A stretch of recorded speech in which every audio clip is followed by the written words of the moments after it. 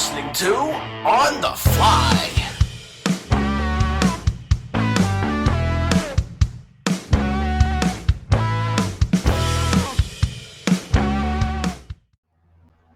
What's up, guys? Yes, this week it's only me and Worden this week. After last week, we had a full house, and in another episode you're going to see real soon, we had a full house. Last week with the Eagles upcoming, we got an AC/DC show coming up, but tonight we're going to talk about a band that's, a lot of people talk about, especially this era we're going to talk about. The band wasn't a fan of this era, but we were. This is what got us into, I don't know about Worden, this is what got me into this band, to go backwards like Bon Jovi and look back at the back catalog. So this was your first Bad Animals was your first hard album? No. But okay. This era, what I'm saying. Gotcha. Tonight we're going to do it, and we're going to do something different tonight. It's something that we haven't done before. This is volume 1 of Album Wars.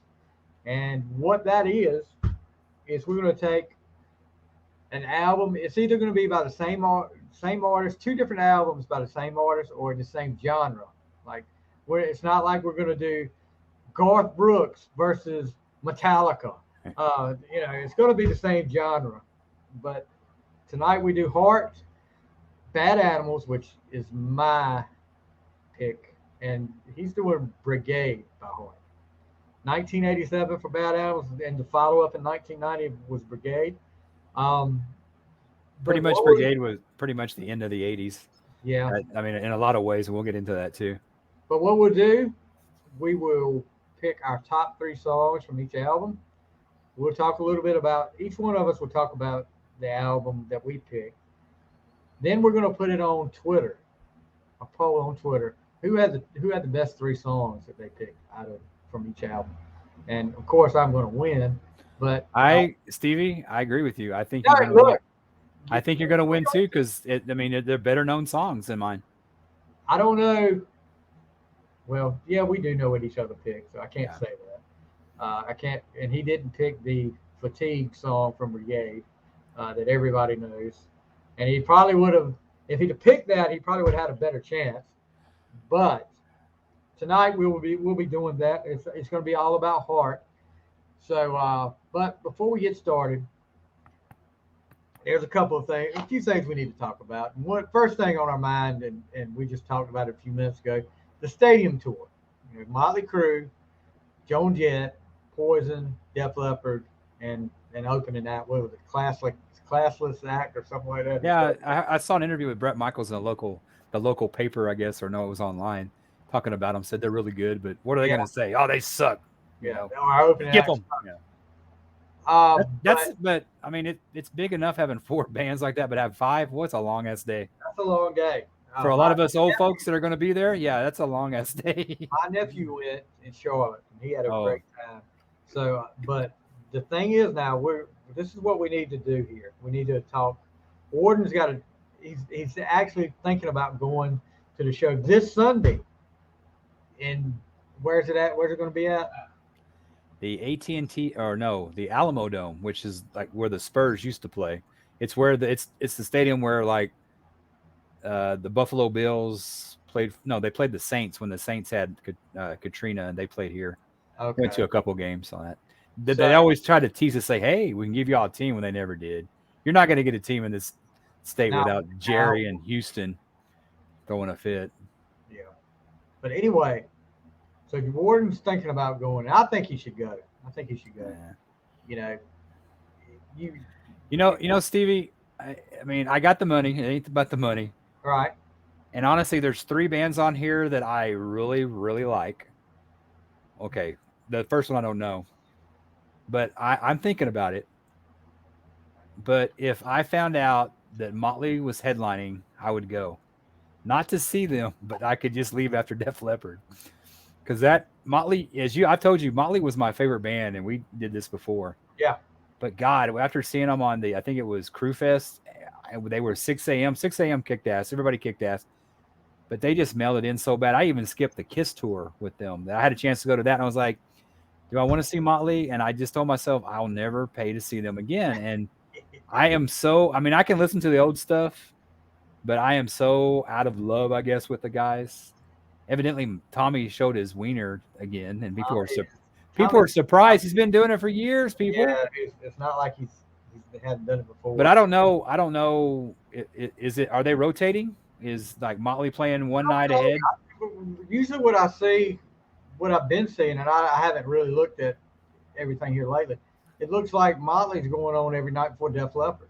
Well, that's because people won't leave. I'm just kidding. Well, I'm just that kidding. might be. I mean, honestly. But it really looks like, I know when my nephew went, Motley was on before Def Leppard. Okay. It was Joan Jett, Poison, Motley, then Def Leppard. I guess there's this little thing called Google. I guess I could look it up. Yeah, that might, there's this thing called the internet that you can look stuff. Yeah, I saw the last time I've seen Def Leppard twice. I saw them with Kiss in 2015. Great show. Then I saw them with Journey a few years ago, and they were switching back and forth, and I was so hoping that Journey would come on last, but nope, my luck, I had to sit through Journey.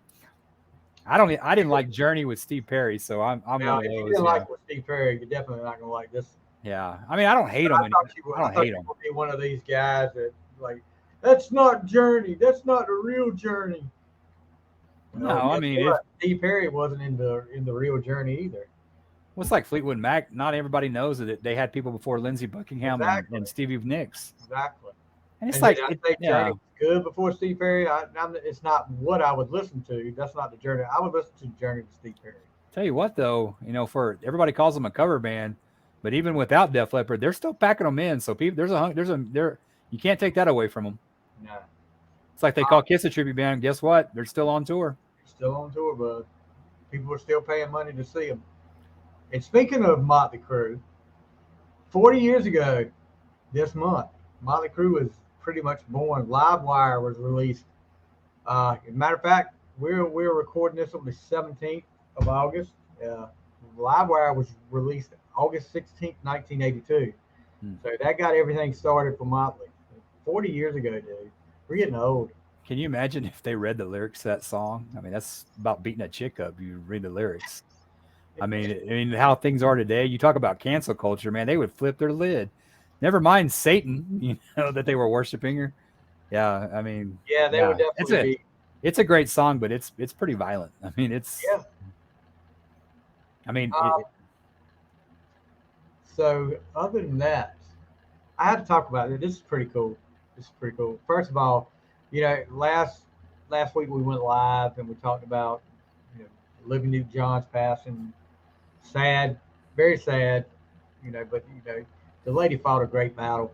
But of course you had the tributes rolling in. Yeah. And my daughter, we talked about this for a huge, whatever you want to call them, the Chicks, Dixie Chicks, formerly known as the Dixie Chicks fan.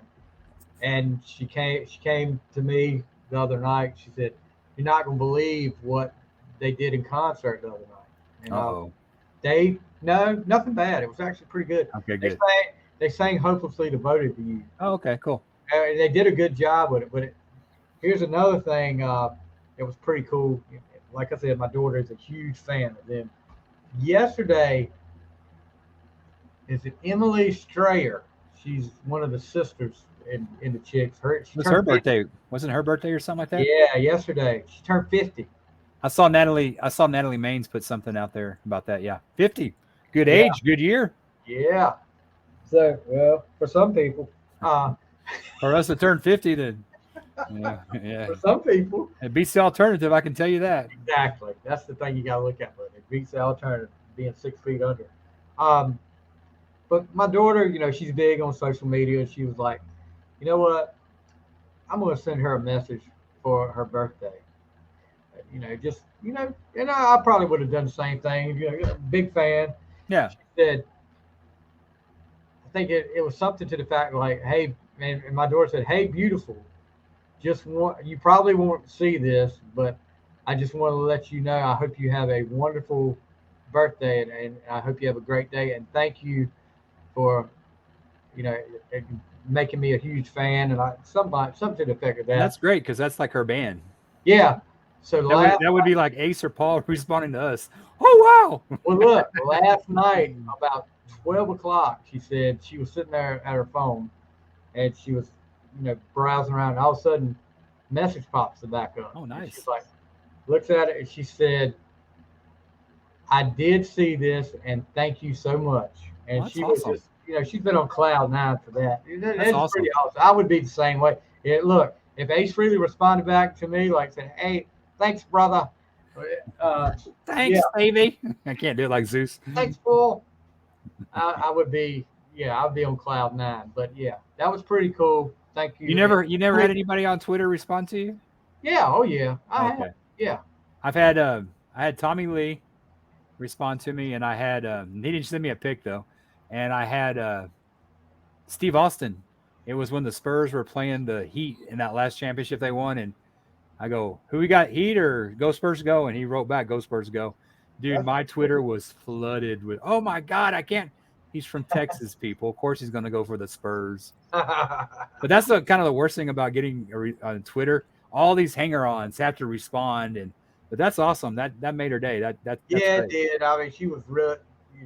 I didn't find out about it till this afternoon when I got home. She was like, "You're not believe what happened." You don't want to do a top 10 Dixie Chicks? I'm That down. I could like be the in the Dixie Chicks. We're talking. There's been two of the two top tens that have been mentioned to me in the last 24 hours.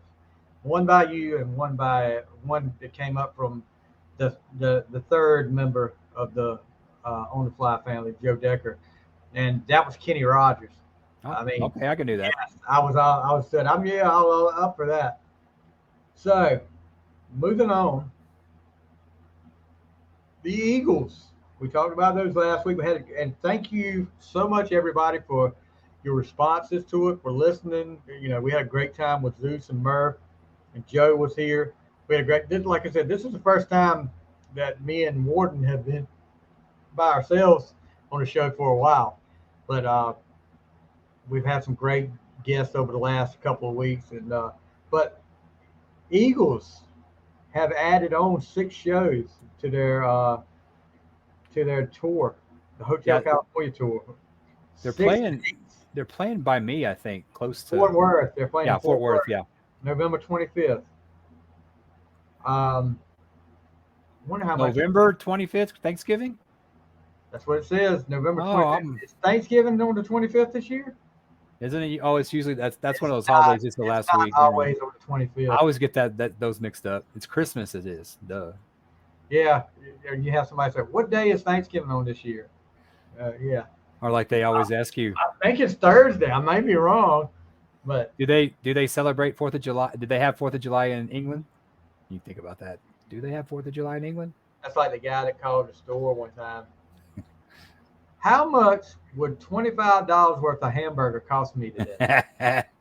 I said, I'm thinking it might be. I think I can do it for $25. Are you for real? And I was like, yeah.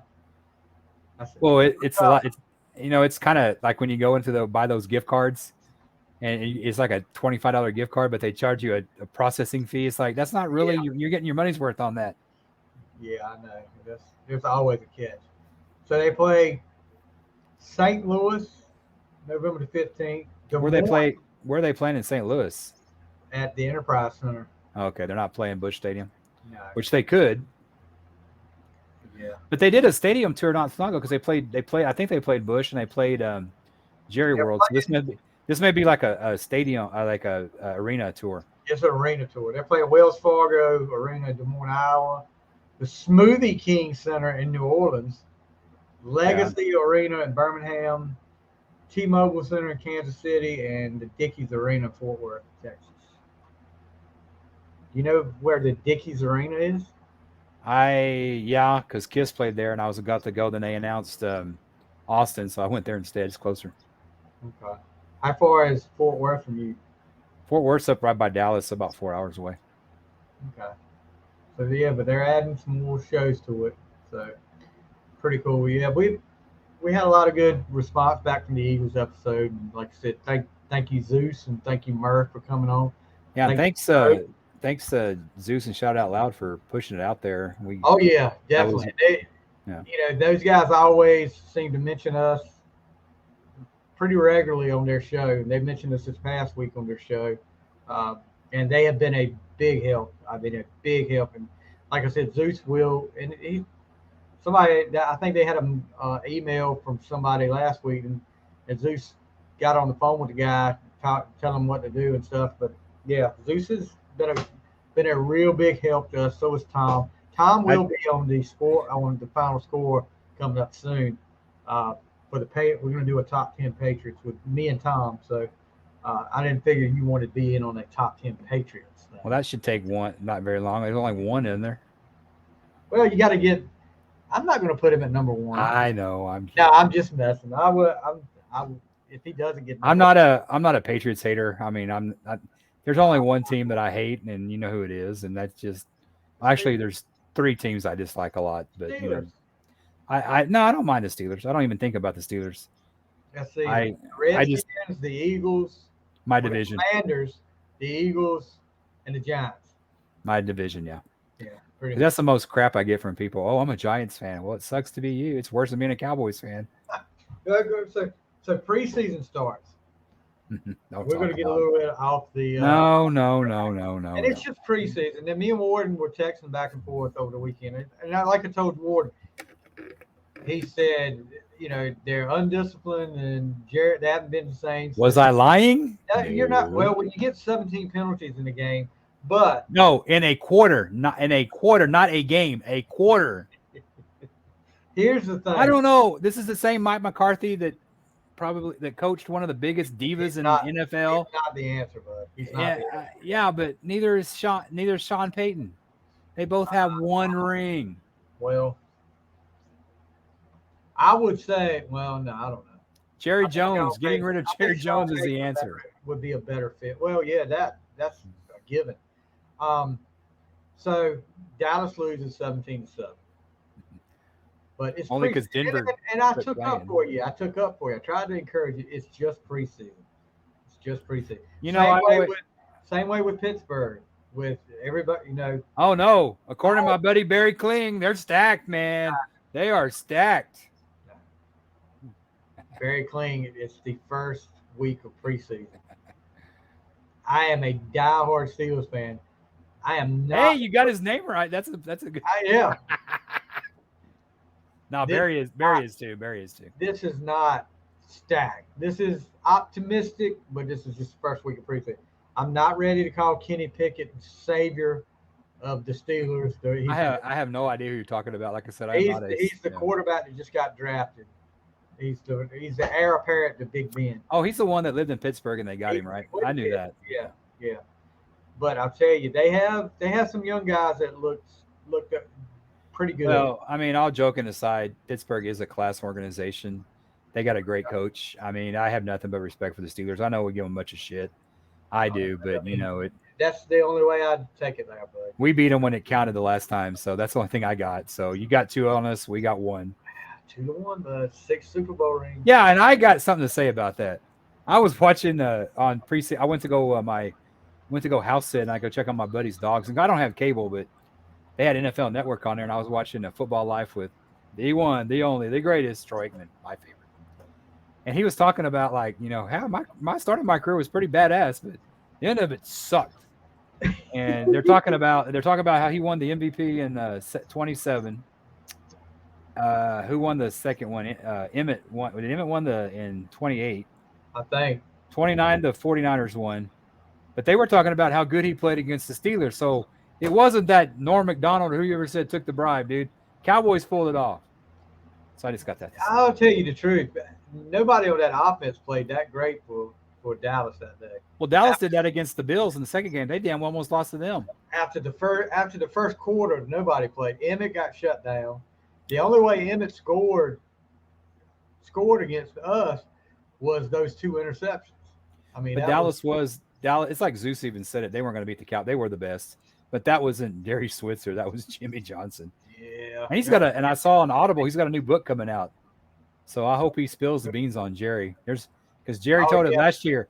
Jerry said that he was going to put him in the Ring of Honor. He did. The son of a gun's already in the whole football thing, but Jerry Jones won't put him in the Ring of Honor. Well, that's bag. whatever. Freaking Jerry. Yeah, Jerry. That's Jerry for you. No. Was there something else I was going to talk about? I was going to talk about we were talking about Motley.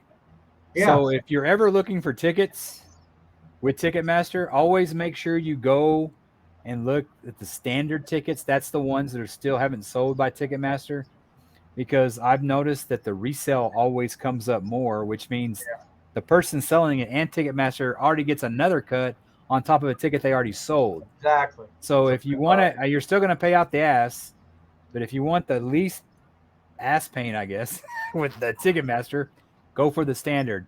I mean, if you want to pay the VIP, that's different, but the standard, I learned that today. It's because the tickets I was looking at were like 150 for nosebleed, but I found some closer to the floor in a box for about the same price. I go, okay, that's not bad. But honestly, Stevie, I like my sleep at my age, and I like $150. And honestly, I just I don't think I'm gonna go, man. Why didn't you go with your nephew or whoever went? Was it your nephew? Yeah, because I couldn't get off work. That was Yeah, okay, that's it. I got to work Sunday. That's no, I got to go to work on Monday. That's a good enough excuse. Yeah, there you go. Because my ass doesn't do good after a concert. I take the day off, man. Yeah, and that's not even drinking. You can take Monday off. I'm sure they'll approve the day for you. No, I can't, because I had to take a half a day the other day because I got a damn flat on my tire that made me wait 5 hours for it. And we were trying, and I had a warranty. You know what it was? It was a sensor in a tire. Evidently, that's a thing. I had insurance when I bought the car, but it was a $400 tire. Oh, we'll give it to you for free. I go, what do you do with the tire? Oh, we discard it. Well, that's a perfectly good tire. It was just a sensor, but waste not, want not, I guess. All right. See, you made me forget what I was going to talk about. Huh? I'm starting to rub off on you. That's what I do all the time. Yeah. So, we've got some new things coming on the fly. We're not going to let the cat out of the bag. We got the album wars, and we've got something else we're working on too. This will be a monthly thing, and then we'll have something else. Did you let me know about that? No, I'm just kidding. Yes, I did. Oh yeah, that's right. Yeah. You forgot. See, your old age. You forget. I got to write stuff down or take a picture of it with my phone. There was something. When you're younger and you get the phone, it's usually like, hot chicks you're taking pictures of. Now it's like, okay, get milk, going home. So you progressively get older. So yeah. So what I was going to talk about was my album challenge I'm doing. It's 900 and I'm up to like 926 now. But one of the albums that came up the other day was the just released live album from Prince from the Purple Rain tour back in '84. And Prince is Prince, brilliant, love him to death. No pun, no. But I get to the last song. And of course he closes out with Purple Rain. And I look, I'm listening to it on Apple, and I look, and was it like 35 minutes long or? Yeah, this is like 10 o'clock. And I'm getting kind of sleepy. I look, I was like, do I want to listen to this to be able to listen to it? Let's see how long it is. 19 minutes long. Wow. I'm like, okay. That's not too bad considering the song's pretty long. Okay, well, let me tell you, it could have been a lot shorter. I sitting there with my daughter, and I had my earbuds, and I was like, and I told her, I said, Prince's Purple Rain is the last song on this album, and it's 19 minutes long. She was like, what? And I was like, I'm gonna listen and see how long it takes for him to sing. So they played the opening riff, and I get to 3 minutes, still had to sing a lick. 4 minutes. It's live, Stevie. It's not Memorex. Come on, bro. 6.5 minutes before he sang the first lick. Do what? You're muted. I didn't mute you either. It's Prince, bro. He can get away with that. Come on. Yeah, but I know it's live, and I know things are a little bit different. But God, what was he doing for 6 minutes?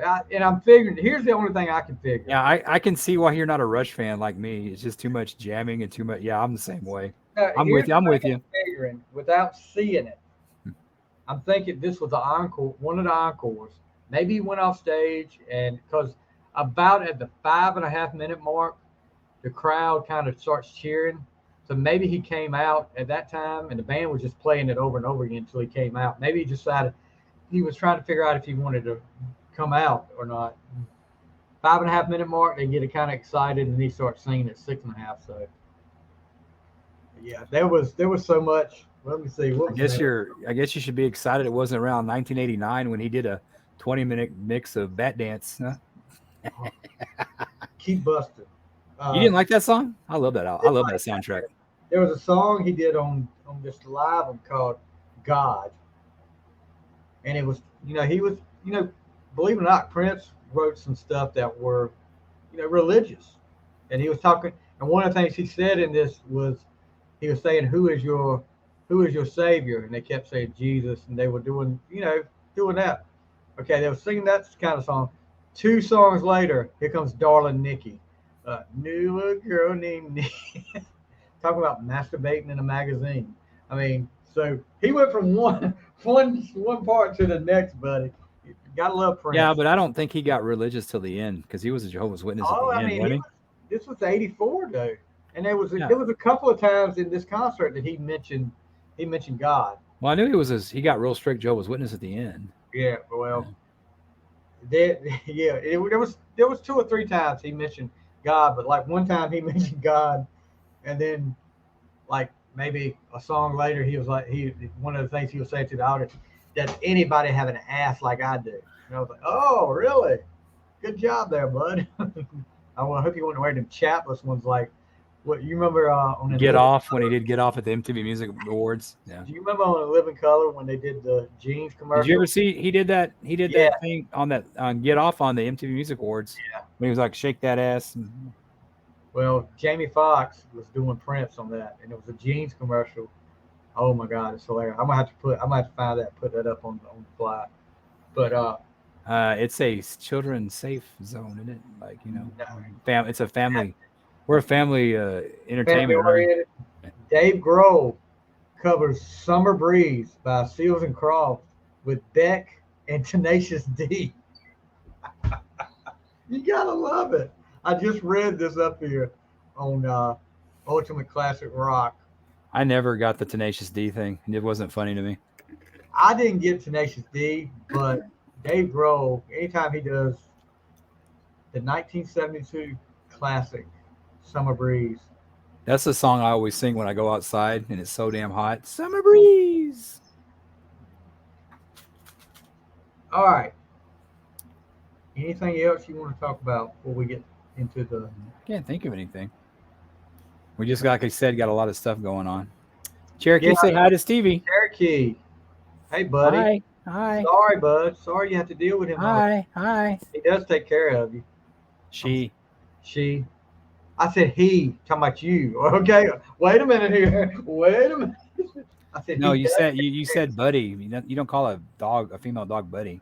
Why? I call my dog buddy. Yeah, but they're male dogs, aren't they? Huh? Aren't they male dogs? You can't call a female dog buddy. I don't call my female chicks buddy. My buddy, but my female buddy's buddy. Buddy, hey pal. Oh my gosh! I didn't know we had unwritten rules. It's kind of like what you said the other day when you said, "Oh, we're getting supper," and I'm like, "Supper? What the hell is supper?" It must be something in Texas. Of course, that would be another thing I don't like. So Cherokee's looking at me like, "I know what that word is, supper." Cherokee. Buddy. Hey, buddy. You can go ahead. Yeah. Anyway, let me see if I can change this thing right quick. There we go. Now I can see y'all. So the Prince album comes out. All this stuff's getting released. The stuff that he never wanted released, but his estate. They're gonna release everything. Well, the guy didn't have a will, believe it or not. So that's fair game to whatever. I mean, they're going to sue. All they're worried about is this right here, cash. They want to see cash. Well, hell, I mean, she had some money problems later on, but he used to date Kim Basinger. She ought to come in and make a claim for that money. There's no will. Wonder where she's at now. You don't see her anymore. Yeah, probably staying away from Alec Baldwin. We're You hear not what gonna he's? go there. You hear what he said? He came out and he said that he didn't shoot the gun. Well, they did a study on it He saying pulled the no, you trigger. had to pull the gun. He pulled the. Now, here's the thing. He pulled the trigger, but unless he is just evil incarnate, Oh, that I guy know. didn't know. The guy didn't know there was. I don't know why they have live rounds on sets set. anyway. Why would they have it on set? I don't know. I mean, it's like that person who did that and didn't check it. They're the ones that should be charged. I mean, Baldwin just had the gun. He didn't know. It'd be like giving us something. Okay, it's tested. He didn't know. Well, that's just like the whole thing that killed Brandon Lee. That was. I'll say something kind of funny. Isn't it kind of funny? Oh gosh. The Trump and the guy that played Trump are both being investigated by the FBI. Yep. Sorry, I had to go there. Yeah, you went That's there. how funny is that? Not picking a side. I just think that's funny. All right. So we'll end on that one. So Like, Album Wars, Volume 1. good. And Hey, like I said, we decided on an artist, and then of course Worden popped up. I want Brigade. I said, okay. hey, I got a stalker in the back. You see me? See how she's looking at me? She's waiting on me. How long is this damn podcast gonna last? I gotta pee. That's fine. No, she's Look fine. at her. She's wagging her tail. Yeah, because she sees you, Stevie, her buddy. Hey, I'm her buddy, right? See, she got up and run to the camera then. Oh my God, where's her buddy at? Okay, no, we were talking about. Okay, now this is not true. How we did this thing is that we were going to do a Brigade album review. Oh, yeah, because that. it was my choice to pick it, but you kept having these great guests on here and pushing it back and back, and you knew how great Brigade was, so you threw up the red flag and go, I know that Bad Animals only has maybe 3 good songs, so let's do a top 3. Oh, whatever. And so that's what happened. So don't lie to the folks. Bad Animals. When Bad Animals runs all over Brigade in this poll, just get ready. But I hate for you to be disappointed. No, I'm not disappointed because I've listened to them both, and Bad Animals. I remember why I never really had that album. I had Heart, and then I had Brigade. I remember now listening to the album is like, that's why I did. Bad Animals is so much better than Brigade. You're so full of it, dude. It buries Brigade. I mean, there is not. There is no bad such thing. song. There is no such thing as burying a song. It's each individual's taste. We always try to say that. I wouldn't say that Brigade was better than. This is war. Yeah, but it's like saying a red car is better than a pink car. Well, Okay, it probably is. Yeah, I mean, come on, dude. This is war, but this is our choices. Really, to be all honesty, I'm a big Heart fan, and I guess talking about when we got into Heart, the first time I remember hearing Heart was, I guess it was in the early '80s. You remember those K-Tel records? Yeah. They used to do like I remember those from the 70s. Yeah. Well, they had them in the '80s too. But that's like now. That's what I call music. Was like kind of the that's what it is. But there was one, and they did that song. I guess this was when they were kind of their popularity was going down, and they did "Tell It Like It Is," and that was on one of those K-Tel records we had. I remember hearing them then, and then they kind of just like weren't a part of my music picture until '85, when the self-titled album came out. And you had These Dreams, you had Never. What was the other ones they had? Nothing at All. They had some.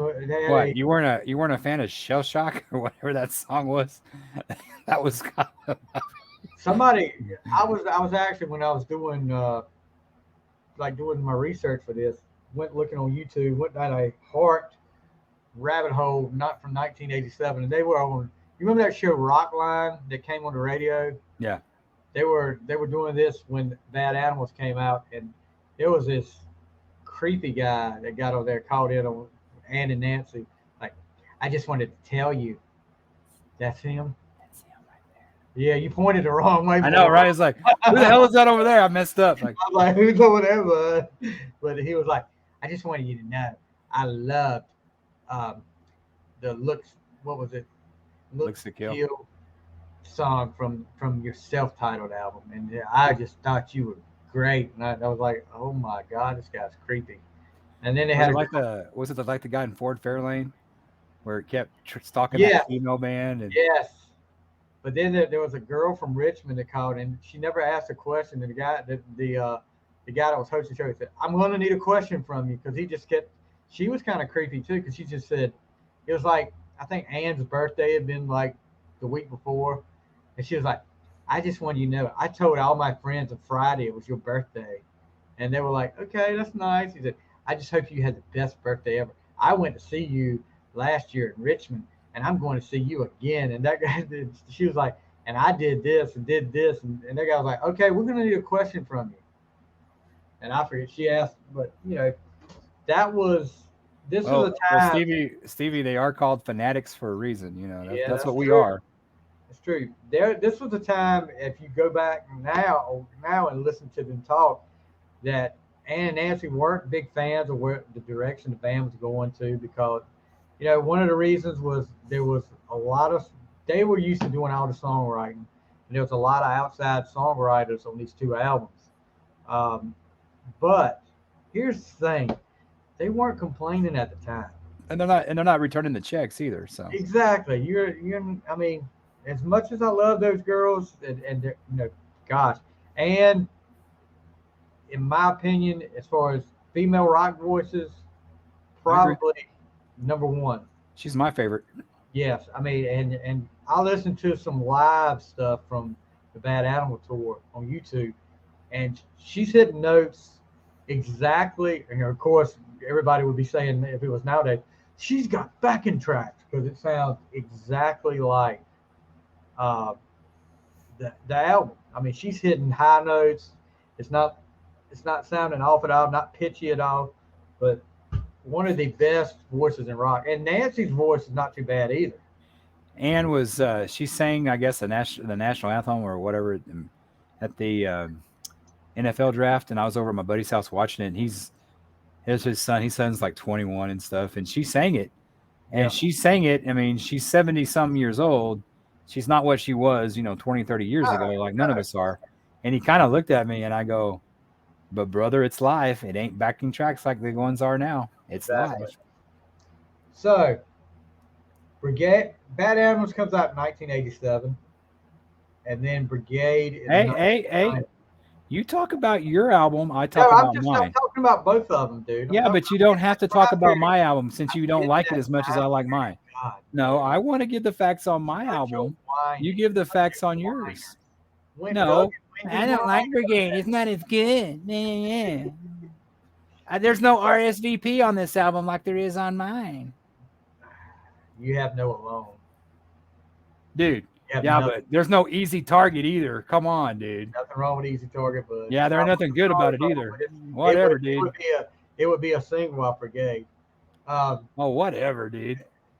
So, whatever. Let's let you talk about Brigade first. Yeah, but I don't want you interfere since you don't like my album. I like yours okay. I would never cut it down, but evidently this is war. I didn't say I didn't like it. Yeah, but I don't, okay. No, you can talk about your album. It came out first. All right, let's talk about Bad Animals. 1987. May of 1987 it comes out, and it is, Ron Nevison, right? Yes, it's Ron Nevison. He had a lot. So is this the album that they wanted him? So this came out in 87. Right. Didn't Crazy Nights come out in 87 too? Yep. So it's not true that Paul wanted that. Was there another album that Ron Nevison did that he wanted him before Bad Animals? I can't remember which one he wanted him for. He did, because I know it was Richie Zito that did Brigade. I remember the name, but I was kind of astonished by all the bands he did.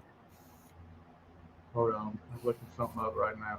But Bad Animals, and this is people I guess the diehard, the heart people from days days of yonder, back in the old days, were kind of upset because they're going away from the folk sound.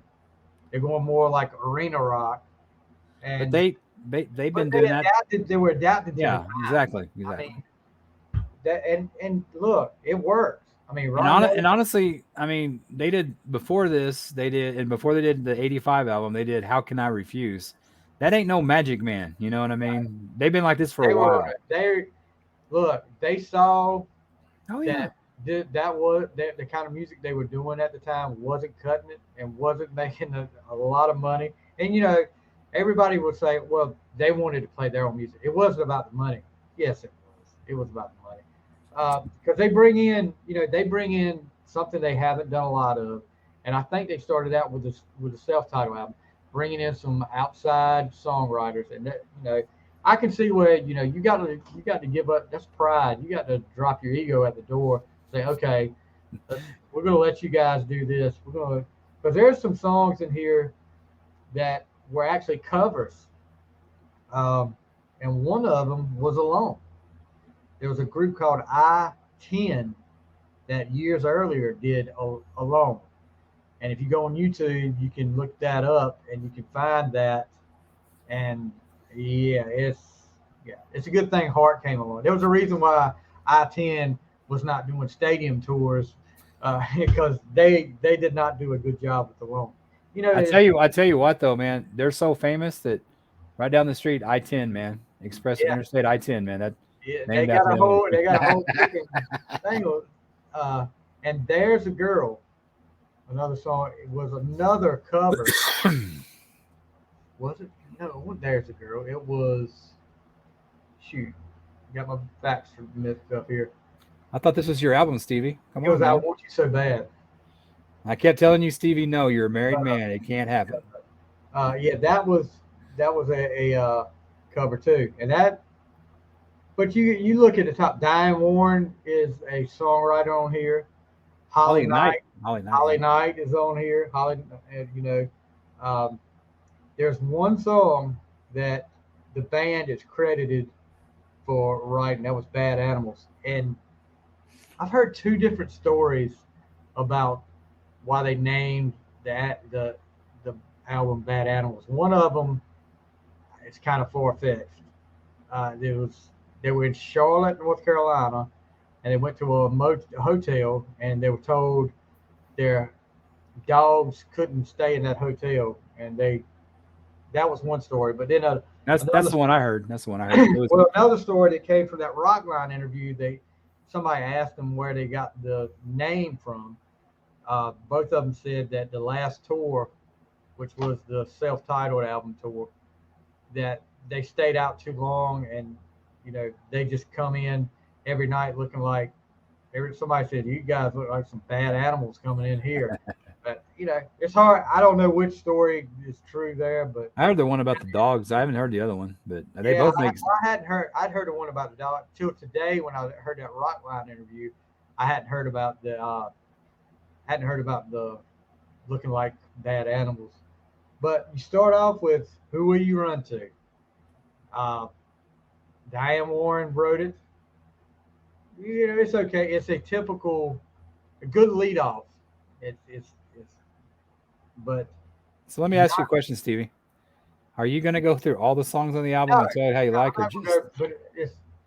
I'm just curious. No, I'm not going to go through all of them. Because it's kind of learning for me, because this is the first time we've done this. First time we've done it. Okay. Who Will You Run To was a single. Then of course the video. And look, they talk about when they do their interviews now, they had us looking like, all this hairspray and all this stuff where our hair was poofed out. And yeah, but it worked, right? I mean, that was the look at the time. You can't look, just like you said, they're not returning the checks. Nothing like that. But then if you ever look at the is it Alone video? Yeah. Ann Wilson, you look at, You Make Me Rock Hard by Kiss, Gene Simmons and her. I think I put that on Facebook. They're either wearing the same wig But I mean, it's like, have they ever seen these two together? The 1989 Gene and the 1987 Ann Wilson. Have they seen them together? But I remember getting this album, and this was a Columbia House buy. And then I ended up getting the CD later on because it was so good. Of course, Alone, we talked about that. The video, when they hit that, they're doing that piano, and then when they stop and the guitars kick in, and Ann hits Till Now. That's Alone by far is one of the best ballads of the '80s. I mean, No, I agree. you can't It's not up there with Vinnie Vincent and what's that? Sorry, I went there. Anyway, Yeah, it's not up there with Vinnie Vincent's This Time of Year, though. Hey, you gotta that admit time that, of year, you don't even know this time of year, that time of year, it's just not no Alone, okay? Jeez, whatever. So there's a lot of, and I remember listening to it for the first time, and I'm like, there's not a bad song on this album. And the Warden's like, oh yeah, yes there is, but No, Stevie, you're wrong. There's a few bad songs on this album, but no, it's not. they're not bad. They're just not, they don't do anything for me. That I'm not going to cut this album down because it's Heart, and I love Heart, and I just it's just not up there where Brigade's at for me. We'll get to that later. That's all. I want it to be sure that I don't dislike this album, unlike Stevie, unlike Brigade. So I'm not a snob like him. So see, rolling his eyes up, typical snob, dude. Top 3 for me. Here we go. All right, number 3. I Want You So Bad. No, don't get any ideas. But I mean, Ann does a great great job here. It's one of the guitar solo at the end. I don't think it's Nancy playing it. I think that what's that guy's name? Howard Leese. Yeah. And that's the guy. These guys that were in that band at that time don't get a lot of credit, but they did a great job with guitar work. Hell, the drummer was in Montrose with Sammy Hagar. Yeah. So, and I think he was also in Coverdale Page. I mean, the guy. I mean, to have that as your just backup guy, that's awesome. Yeah. So number 2 is a Nancy song. There's a Girl. The video, very disturbing. It has nothing to do with if you go watch the video. I don't know if you've seen it before, Warden, but go watch the video. It's I don't even know how whoever came up with the story of that video. It had to be on some high powerful drugs because it has nothing to do with a girl. There's the girl you were after. You would think they would have somebody walking down the street or something like that and see a girl coming by, a story like that.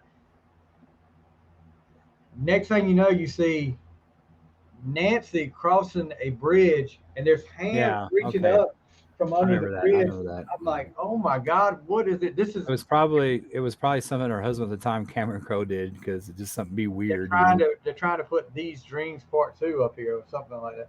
But that was another weird one, that weird video. Yeah, that was pretty strange. Yes, very strange. But of course, my number 1 song is Alone. Like I said, one of the best ballads of the '80s. And one of the best shots is when Nancy's riding the horse. Yeah, what is that? What is that? That's what you call beauty. So you're sitting. Yeah, I don't know what it means with the video, but I wasn't complaining at the time. And you're like, all of a sudden, you're sitting by the phone waiting for it to. And kids at this age, when they hear the song, they're like, I hear the ticking of the clock, lying here, the roof's pitch dark. Wonder where you are tonight. No answer on the telephone. And they're like, well, why? Right. I mean, why would he answer the telephone? They've got a cell phone. It's a different day and time. But yeah, I don't understand how that has anything to do with. I'm fine. I'm fine with it though. Well, I didn't have any. I have no problem with anything Nancy Wilson does. Because that was kind of weird. They didn't have a great choice for video. Whoever did their videos there, it was kind of strange. But yeah, that's my 3 there. I Want You So Bad. There's the Girl, and Alone. So do you want me to critique your picks or do back later? Okay. The number 3, I disagree with. I don't know how in the hell you didn't have Who Will You Run To on your list. I don't. We talked about this before. I don't get that. I mean, I mean, Good I song. Want You So Bad. I mean, it didn't do anything for me. It wasn't. I didn't hate it, but it wasn't something that I liked. Your other two, you're spot on, and I will concede this right now. There's a girl. Anything with Nancy Wilson is in my book. It's fine. There's a song on Brigade called "I Want Your World to Spin for Me," and it's the cheesiest freaking song. But my God, that woman could. I'd spin anything for her, especially back then. But Alone, and I will concede this, Alone is probably the best song on either list. That is one of the best ballads of all. It's not up there with Vinny, of course, but it's got this song. There's something about this song that I noticed, like when you go and like when you have a start off song like Who You Want To, the keyboard sounds so weak and paper thin. Then you go into Alone, which is a balls out ballad.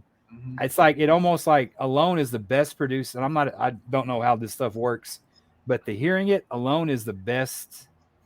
Alone could have been on Brigade, I think. The sack because it's just the production is better. I think I like Zito's production more than I do uh, Never. Nevison. But I mean, Alone is a kick-ass song, and I'll concede it right now. It'll probably win it all, and it should win it all because it's the best song on either list. Where would you put Alone in Heart's history, though? God, that'd have to be number. I'm trying to think of what song would top it. I'm God, sure I you mean, probably put Magic Man and Barracuda ahead. I'm not a big Magic Man fan because it sounds like something Rush would do, and it's that whole drawn out with the. I mean, that doesn't. I don't like that whole jam stuff. I like even it up. I like how could I refuse? God, maybe Alone's to me their top number one. Maybe I mean it's got to You be know in the what? top That was five. probably Ann and Nance would probably Huh. laugh at us for saying that because they're like, we wrote so many great songs better Yeah, than but I bet their bank accounts wouldn't. It's probably the one they made the most money off of. Didn't this song go probably number still one? making them money. Was it Yeah, number one? yes, of course it did. I always thought they should have done it for a bank commercial. How do I get you alone? Go to the bank. Oh Lord. Number one single. Let's see. I think it was. The first single from Bad Animals. Who you run to, right? 3 weeks at number one. Yeah.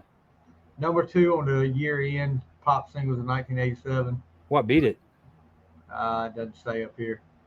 So that was the number 2 song of 1987. The whole year. Do you imagine how much crap came out of that? How much good stuff came out of 1987? And that was, yeah. Look, this is the description of the music video. The video of the song was directed by, this is the guy, Marty Kalner, released in June 87. Starts with Ann at the top of a balcony singing to Nancy, who is at the bottom like Romeo and Juliet. Ann is then seen in all black, including a funeral veil and gown. Two sisters then seen perform the refrain to an audience on stage. When Nancy's piano collapses at the first bang of the chorus, that's pretty much the high point. During the second verse, a broken down and dilapidated set is seen with Nancy playing the piano within it. Nancy is then seen riding atop a black horse and jumping out on stage with her guitar as the instrumental section kicks in. Then shows Anne in an all-black outfit in the broken set and thereby resembling a witch before cutting directly back to the stage performance as the song reaches its climax. As the song fades out, a shot of Anne and Nancy together showing with each one looking directly in each other's eyes before finally finishing with a quick shot of Anne's face as the screen goes black. Yeah, Marty Kalner, he's the one you got to blame for that. Now, I commend the guy that just wrote that review for actually knowing what color horse Nancy was riding because I wasn't looking at the horse. How many times do you think that guy to do that had to watch that video to say, okay, this is what happened here? Now, Kalner has directed videos for Aerosmith, Bon Jovi, Shaka Khan, Cher. Boy, that's a departure. Bon Jovi, Aerosmith, Shaka Khan. Diana Ross, Stevie Nicks, Heart, Kiss, Poison, Rat, The Cranberries, Oh wow. Scorpions, Twisted Sister, Whitesnake, and ZZ Top. Well, you talk about being able to make money in the day. God, that guy's got to be a millionaire. He's got his. Let's see. He's got an official website. What Kiss video does it say? What Kiss video it was? Was it? That's what I was looking, but I don't see it. Was it? You Make Me Rock Hard? Like he had him look like Ann in the video. Maybe they used the same wig. You know what we need to do? Yeah. Right now, we need to contact Marty Connor and bring him on here for a freaking interview. Sounds good to me. Okay, we're gonna. He probably got nothing to do but count his money. All those videos he directed, those were like heyday. Maybe he can do a video with us. And guy, could you imagine? I mean, Stevie Nicks, Stevie Nicks, Whitesnake's Kiss. I mean, my God, the guy's got Bon Jovi, Aerosmith. My God, guy's got to be loaded. Yeah, yeah. You know, I'm sure he's sitting pretty right now. How old is he? I don't know. I would probably get in trouble because I would have to reshoot Nancy all the time. No, Nancy, let's do it one more time. One more time. You're terrible, dude. I know. Let's see how old the guy is. I guess he's still alive if he has a website. 71. So he was in his 30s when he did that. So he was young. Oh, look, he's got a bunch of like music video specials, like concerts he directed. Britney Spears live from Las Vegas. Fleetwood Mac's Mirage Tour. Garth Brooks live from Central Park. Wow, that was a big show. And he's got comedians he's done for. So, yeah. Pee Wee Herman. Yeah, I'm sure that was a great one. He did Amazing by Aerosmith. Oh, wow. So that's the one. Is that the one where he's on the bike? The bike, right? They're on the bike. It's a virtual reality. Yeah, that's it. That's it. Yeah. When you said bike, I didn't know what you were like. Yeah, I guess they were riding a. Yeah. But yeah, he did Robin Williams. Wow. He's done a Jerry Seinfeld special. Madonna, The Girly Show, Live Down Under. Man, what a gig, man! God, can you imagine that? Yeah, we need to get this guy. He's kind of like, I guess, kind of like Wayne Isham, right? That when he did all those Metallica ones. Yeah. Well, you know, wasn't Wayne Isham the one that did the Shout Out Loud video from the reunion? I think so. Yeah, I think so. Yeah, he does good. He does a good job. He did. That was a cool video because it sold the times. Yeah, like you watch it now and go, why are they wearing a Bill Clinton mask with makeup? That was the 90s. I mean, it was like, yeah, it totally. The guy that had he had a Bill Clinton mask or something with Paul Star. That one too. But there was one that had his makeup. You remember the Gateway Computers, the logo? There was one guy that had that logo up there on his face. And who's the guy at the beginning? He's like pointing to the tattoo or something. I mean, that I don't think people realize how much excitement that was. Even Mr. Kulick and singer lineup guy. I went to the reunion tour, so. But there's one. Which one was it? Was it a cow? The guy had a cow makeup on that on one of the reunion. It went on the video on the reunion tour, and I think that's when Ace fell on stage laughing because the guy had cow makeup on. That video was so cool because they couldn't have picked a better song, I think. Yeah. Because that song, it wasn't tired like Rock and Roll Night. Everybody, man, that was, and for that stadium to sell out that quick, that was a magical time. I gotta admit. Yeah. So now that we're done with the Kiss hour for our Heart episode, like I said, my top, you just critiqued my three. So I just would have put for mine, I would have put Who You Run To because her voice is that when it's just like she just belts that one out. But I mean, I give this album a bunch of the thing about Bad Animals is that I remember listening to I got the Heart 85 one from the same Columbia house that I got Asylum from. And I remember my mom like, hey, I like Heart and getting it. And then I was like, well, I want this one too. She goes, Kiss? Aren't they a little old for you? I mean, and of course Heart and Kiss are the same age. But like, yeah, I like Tears Are Falling or whatever it was.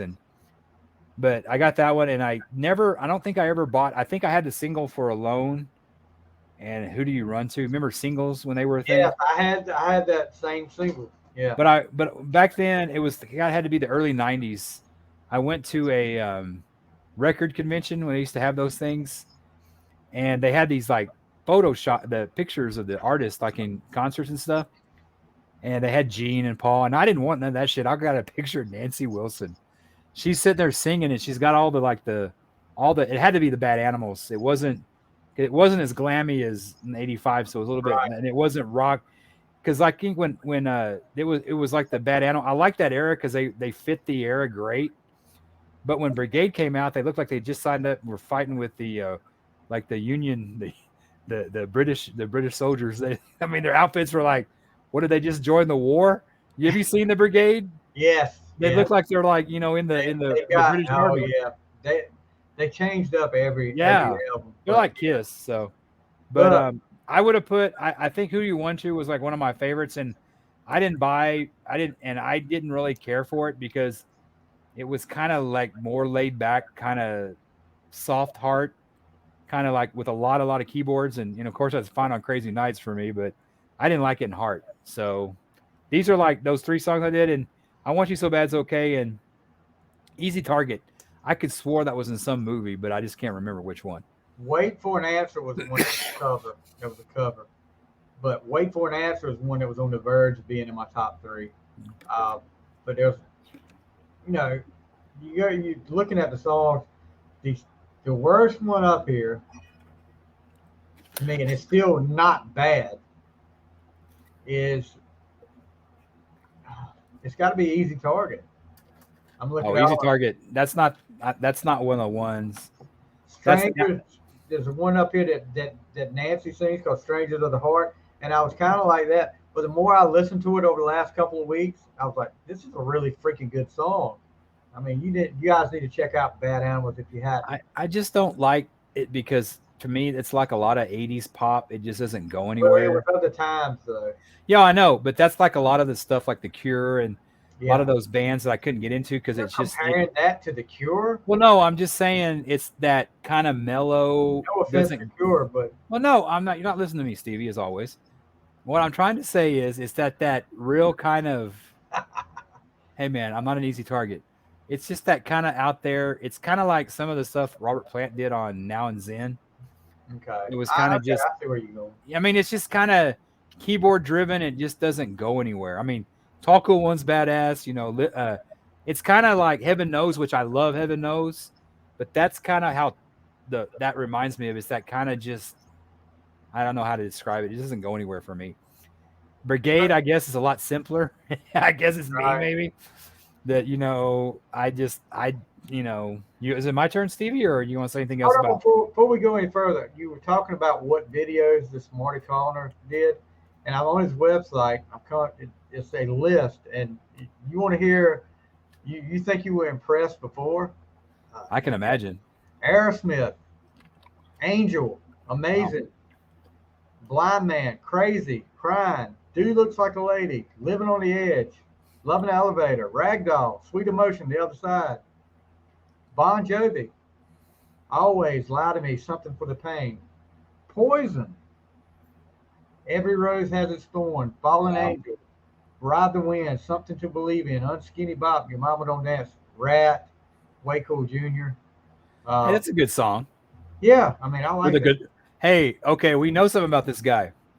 First of all, in Every Rose Has Its Thorn, it has the girl with her butt in the air in the beginning.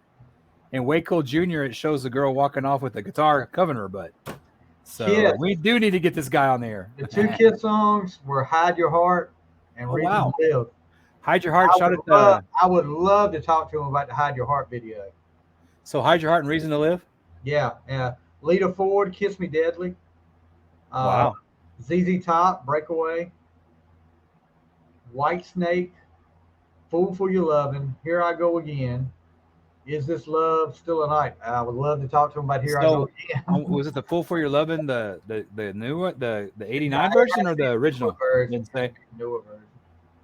Yeah, this guy is definitely loaded. I mean, those are Twisted Sister, We're Not Going to Take It, I Want to Rock. He did Leader of the Pack.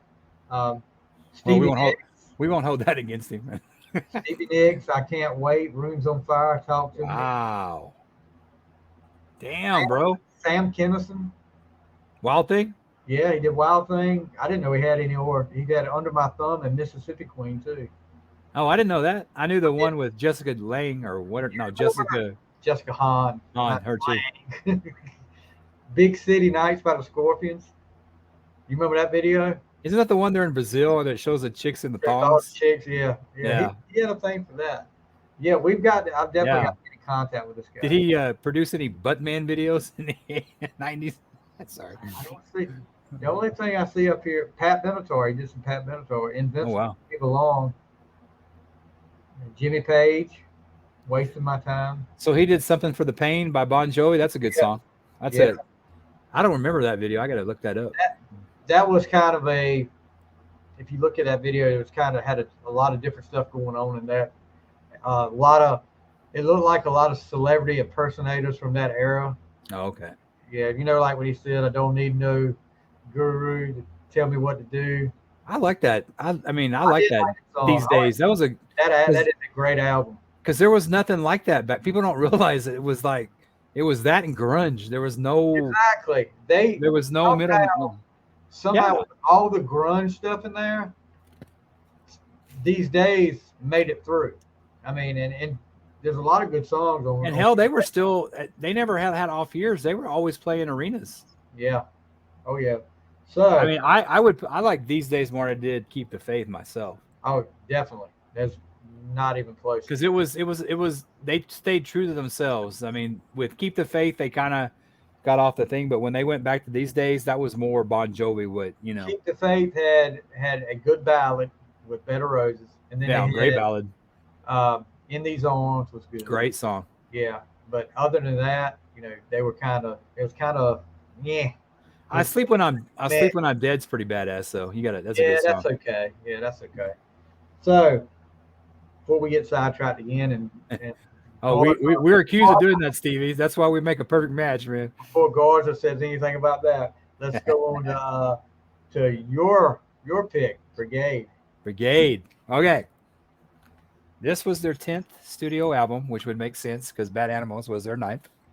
You can count. Yeah. Okay. This was released on March 26, 1990. I think I was my junior year of high school. Had 6 tracks on the Billboard album rock chart, not the singles. And 2 of mine, one of them reached number 3, the other one reached number 25, and I'll tell you that later. This was produced by Richie Zito. He worked with Cheap Trick, Bad English, Poison, and I didn't know he did the Cult, the Ceremony, which is one of my favorite albums. He also did extra guitars on there, which you can kind of hear because the guitar is definitely amped up from the last one. This went double platinum in the United States. And while it didn't make my top 10 list, there's a song written by Mr. Shania Twain called All I Want to Do Is Make Love to You. I remember that was the first single, and I remember people being so, oh my God. Oh, yeah. And it was like a big deal. And it was like, it's kind of like Living in Sin with Bon Jovi. It's like, they wouldn't play that's a thing still, and it's about a chick driving. She picks up a dude. She gets pregnant because her husband can't give her that. You think about that, though. At the time, that is kind of controversial, but. Yeah, but I don't know. I thought they didn't like the song, but they made money off it. They didn't return the check. Yeah, exactly. Okay, on this album, there's not a song on this album I dislike. I wish there was more Heart like this, and I think Desire or Heart or what's that? The next one is kind of like that.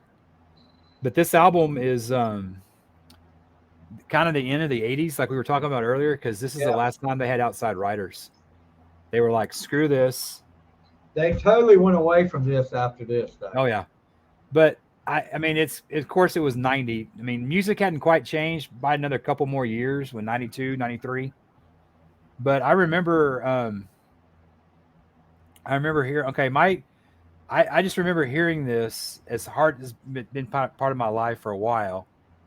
And you ready for my top 3? Should I give my top 3? Yeah, go ahead. Okay. My number 3 is Nancy. And if any man in the world would leave this woman stranded, you need to get a doctor to see your head because it ain't doing it. She's the one I like to be stranded with. But I remember this song was such a big hit for Nancy that I read something that they were saying that when people would see Heart live, they were kind of surprised that Nancy sang These Dreams and a big hit like Stranded or like Who's the Girl or There's the Girl. Yeah. I mean, people just don't pay attention evidently. My second favorite song off this album is co-written by Sammy Hagar and Danny. I don't know how to say his last name, the drummer, and Nancy Wilson. This to me, this is probably one of Heart's heaviest songs, and I love it from start to finish.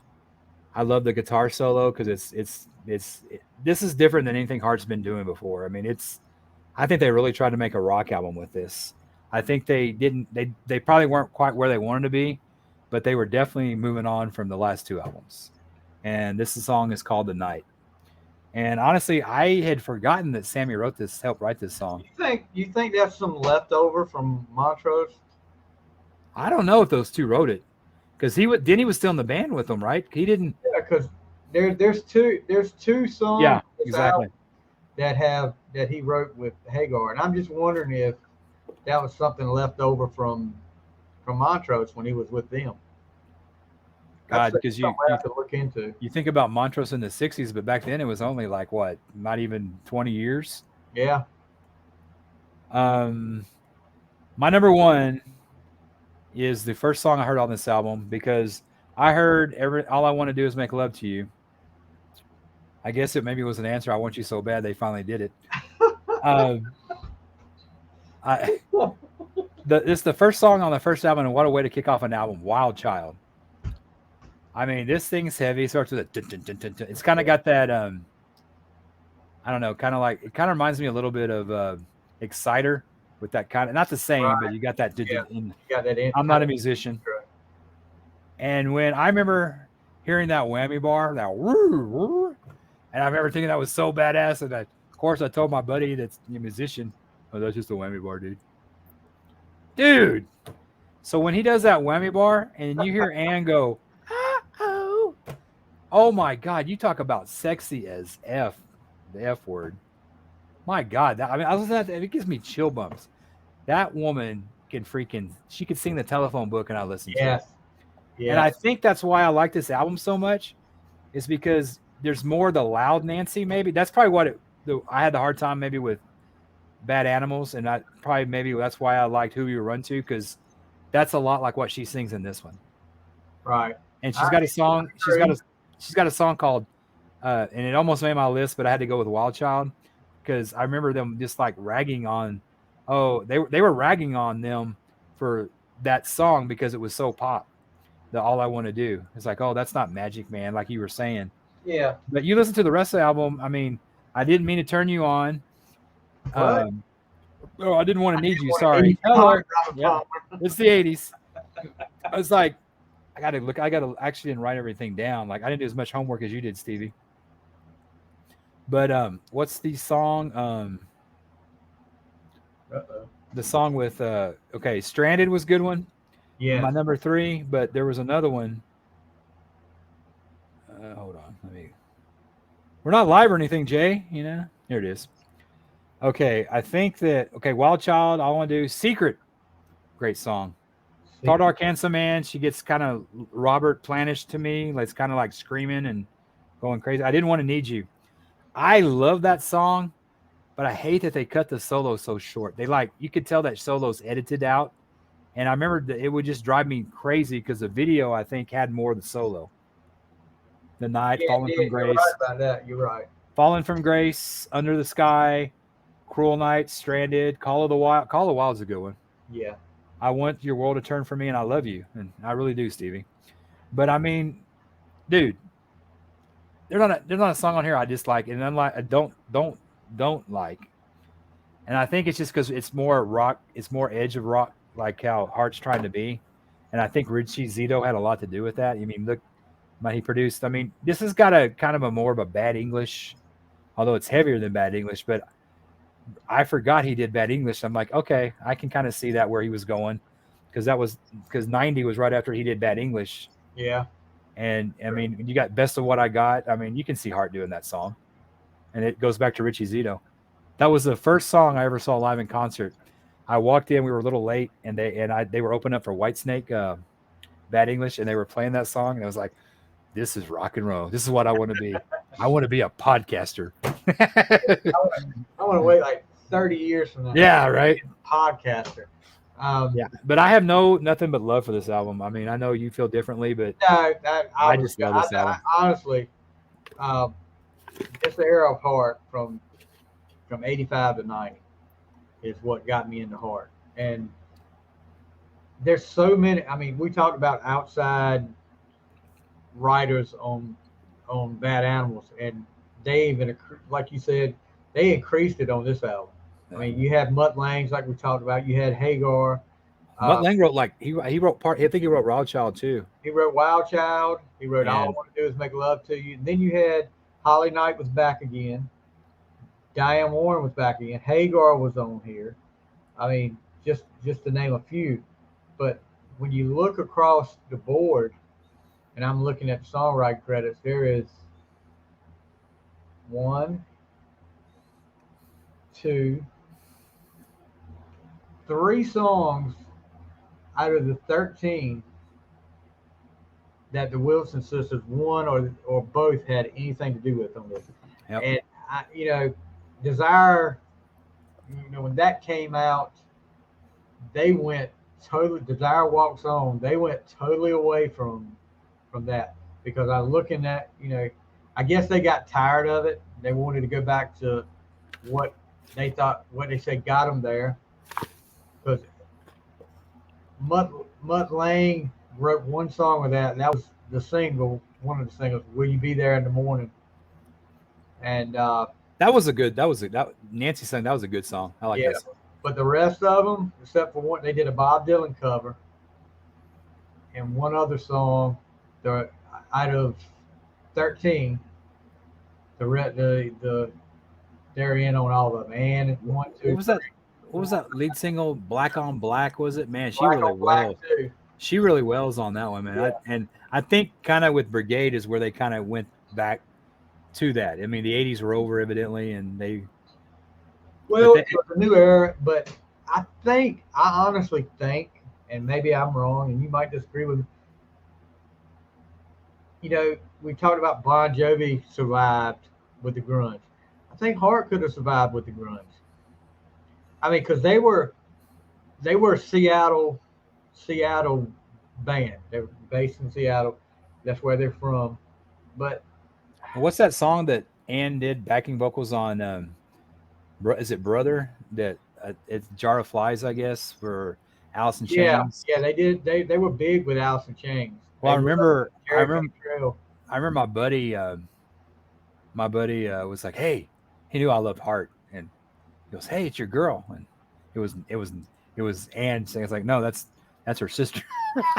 But I heard it, and it was badass. It was, and I think I saw something with Jerry Cranchell, Sammy, and Nancy. They were doing something because they were good friends with Alice in Chains, but kind of like Kiss is like all those grunge bands. They loved Heart too, because Heart was that 70s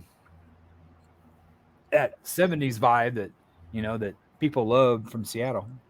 On that Desire Walks On album, there's one song.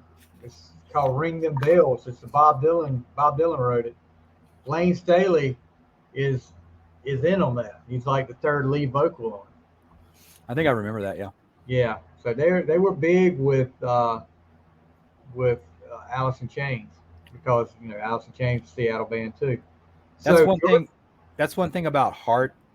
And sorry to cut you off, Stevie, but that's one thing about Heart is they're musicians. I mean, especially like Nancy. I mean, Ann can sing. I mean, when you think about Heart, you think about two people. You think about Ann and Nancy Wilson. And look, it didn't start out that way. Have you ever watched the behind the music with them? Yeah. It was all about these other 3 guys, and they screwed up. And wasn't Nancy like engaged to that guy that was in, was that I Need You Now? What was that band? Alias? Alias? Yeah, I don't know. They had that song, I Need You Now, and I don't know. It was like I remember when that came out, my buddy at the time, he goes, "Oh yeah, they used to be the rhythm section for Heart." I'm like, "Oh really?" And no. I guess I didn't, but I guess Nancy dated one of the guys there before Cameron Crowe, I guess. It's that useless information coming in handy again, Stevie. Exactly. You remember Nancy on Fast Times at Ridgemont High? I posted that thing the other day. A lot of people didn't know that. A lot of people didn't know that. Yeah. It took me a while when I watched it one time, and I was like, "Wait a minute, she looks familiar." All right, they were in the band Sheriff.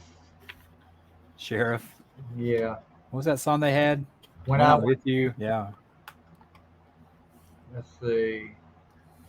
Does it say? And didn't they do that song? Wild West was another group, but kind of the same guys.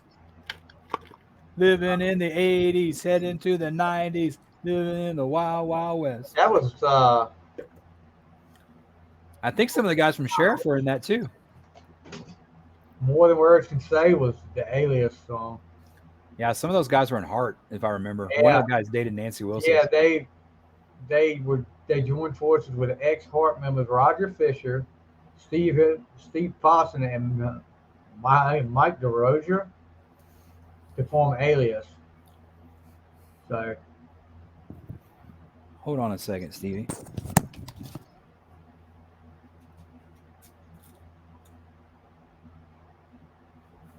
and what does he do? Oh, he's got an album.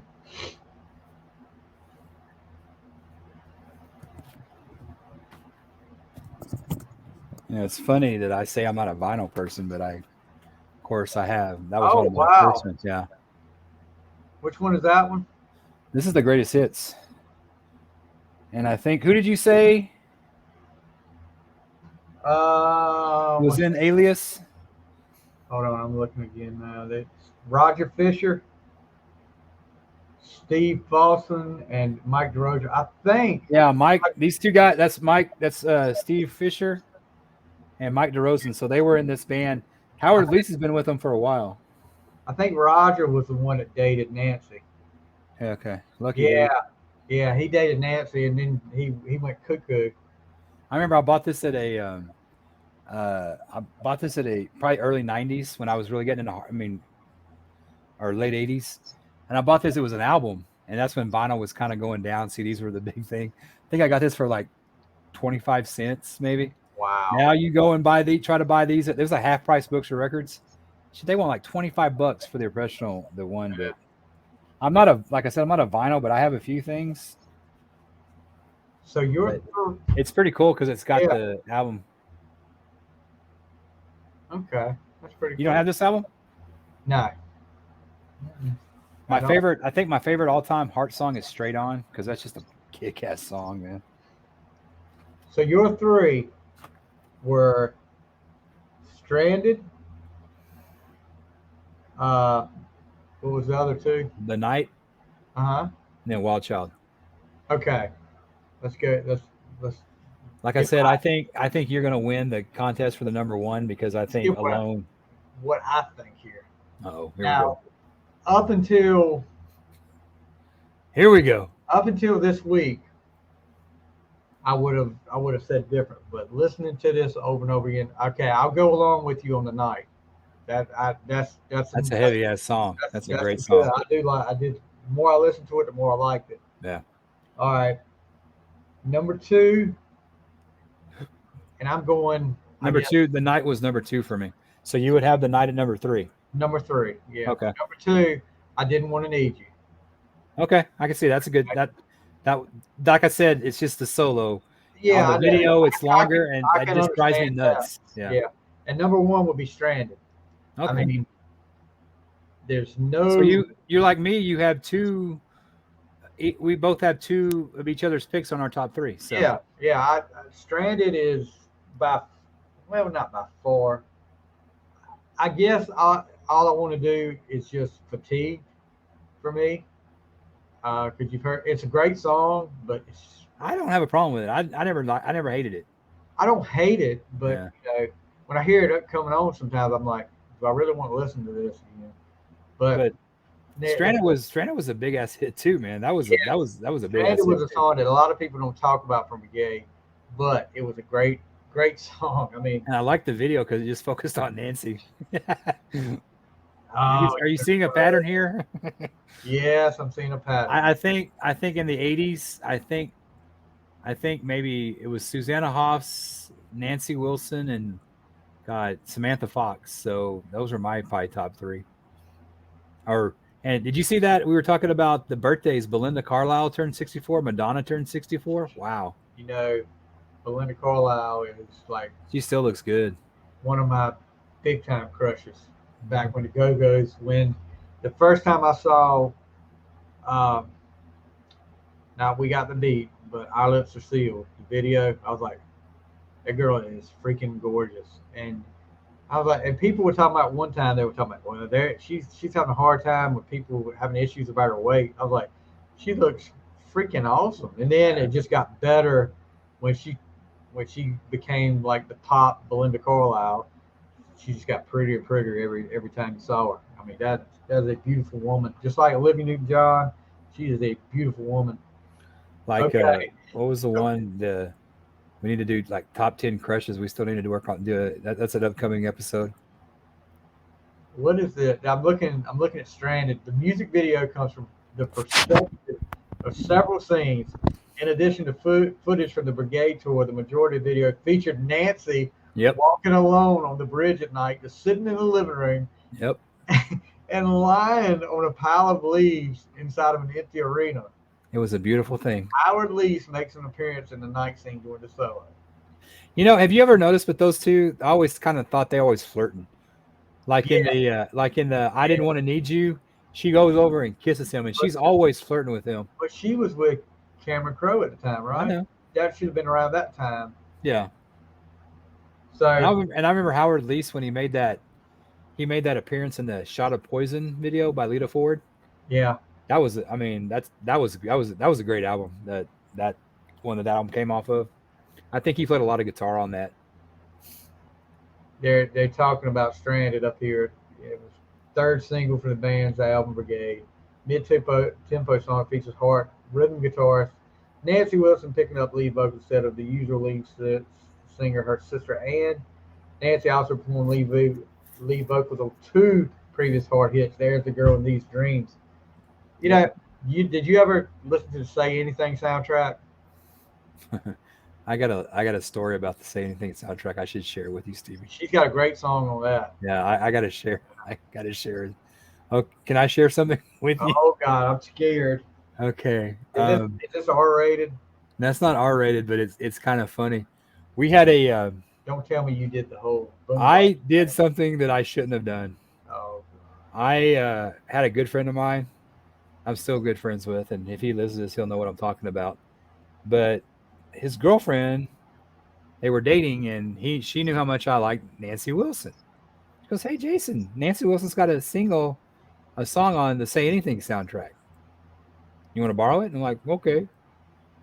And I listened to it, and well, evidently, time goes by a little bit. I have a falling out with my friend. Uh-oh. So I needed some money. So there's a place that used to buy albums and records. You remember those places? Yeah. I sold the cassette to them. And we didn't talk for like months. We just in our senior year in high school. And I was like, I needed some bucks. They gave me like $5 for it, I guess, at the time and stuff. I remember, okay, things got better between my friend and me, and goes on a little bit. Hey, you got my Say Anything?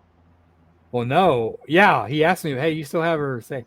And no. He didn't ask me for it. I admitted it. I go, bro, I feel bad. I don't know if we were drinking or what. I remember that Say Anything. He goes, yeah, you bought it from so-and-so. I go, yeah. I sold it to Apple, which is the name of he runs, hightails, and tells her. It's like, dude, he told her first thing, no, got your back, nothing. He knew where he wanted to please. So It wasn't good enough that I went and bought it. I heard about that crap for years. I went and bought her a brand new copy and everything, but man, I was like, I says, the thing about it is, I says, I'm going to buy another one. But no, he had to go and be the hero and make me look bad. So I don't think I ever heard the song, though. I was just too busy sitting for money. Huh? That was the name of the song she had on that album, All for Love. Really good song. And I didn't realize at first that it was her. And that's her husband directed that. Her husband directed that movie. Of course, everybody. I thought you were going to tell me you held up the boombox outside some girls. I was like, oh, really? You did not do that. No, Stevie, I'll save that for when I come visit you. Oh, jeez. Be playing Torpedo Girl outside. I'll be playing Torpedo Girl. And I'll be like, all right, battle station Torpedo. So that's going to do it for the album war. So what we'll do now, I'll put his top three and my top three. We'll do it on Twitter, on the On the Fly Twitter account. And you guys get to vote on it. See who did You're gonna win because I think they may know one of mine, but they're gonna know all three of yours. Honestly, alone right there. I mean, I'm not trying to. Oh, I know. But I said that beginning. Yeah. It's just like alone needs to win. That should be the winner. I will say that right now. You know, it was just it's nothing on either album that compares to alone. Oh, I agree totally. Yeah. But we'll see how that goes. Well, Easy Target didn't do it for you, Steve. You know what? I like that song though. It's poppy. I like it, but it's just not the. You know what's funny about that? I was saying I've heard that song before, but there were so many songs like that in the '80s. Same melody and stuff. You probably It doesn't. I looked it up. I couldn't find anything on it. So yeah, it doesn't say anything about it being on any soundtrack or anything. So it's probably So that song that was on. So that song that was on Say Anything, it wasn't on any Hard album then. It was a solo song. Okay. Because this was funny too. This is something I found out today, listening to that Rockline interview. I guess when they did their contract with Capitol Records back in the day, I guess after the success of that self-titled album, there was, I guess, a clause in the contract that each one of them had to do a solo album. Really? Yes. And they were talking about that and said that Ann was going to do one. This was in, I guess it was in the summer of '87 when they were doing the interview, and said that, they were going to be writing and demoing songs for their solo albums while they were on tour, And I don't remember either one of them coming out with a solo album. They were probably so big at the time, they probably didn't have time. They're probably so big at the time, they didn't have time to do it. I mean, they were huge, dude. Yeah. No doubt about it. But it was a 3-year gap, though, between. I know they didn't stay on tour for 3 years, but it was a 3-year gap. Let's see.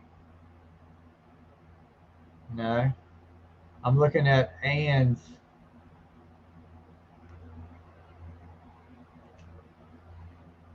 Now, Ann did. No, that was at '84. She did a song with Randy Meisner. Almost Paradise. No, that was Mike Reno, dude. Same thing. Yeah, what's Mike Reno, Randy Meisner, same thing. Yeah, Strangers from 1982. I don't know that one. I've never heard it. So we'll have to look that up. But I'm looking at. We gotta later on. We gotta do a top 10 Heart. I mean, I know this is cool. Yeah, but yeah, we gotta do a top 10 Heart. 88. She did that from the Tequila Sunrise soundtrack. Surrender to Me with Cheap Trick's Robin Zander. Remember that? We were just talking about Tequila Sunrise last week. Yep. I never saw. Yeah, I saw the movie. I did. I don't remember the soundtrack. I remember the Michelle Pfeiffer about it. Yeah, that was probably the best thing to come out of that soundtrack. Was that. Michelle Pfeiffer, best thing to come out of the movie. Well, at that time. Yeah. But, and I don't see it. That's the only thing I see that she did any kind in that time period was Surrender to Me, because, hold on, 86. The best 86 had to be Almost Paradise. That's around Almost Paradise. That was 84. Oh, wow. Best Man in the World. Never heard of from a soundtrack. Ron Nelson was a producer. I've never heard it. I'm going to have to go back and look at that. But that's the only thing I see that she did in that time period when they were talking about. But I thought it was kind of funny that. And let me see if Nancy. I know Nancy's done a couple. She did a solo album a couple years ago. She did some stuff with. One of the things she was talking about was she was doing something for an uh, animated movie, Okay. and that was what she was talking about. Important works. Shrek the Third, but that wasn't at that time period. She did, of course, she did Almost Famous. A lot of people don't know that. No, I did. Well, yeah, her husband directed it. Yeah, she got that. And then now I'm looking at Nancy Wilson's discography, and they're showing the other Nancy Wilson. Supremes or whatever. What was she in? All right, here we go. So,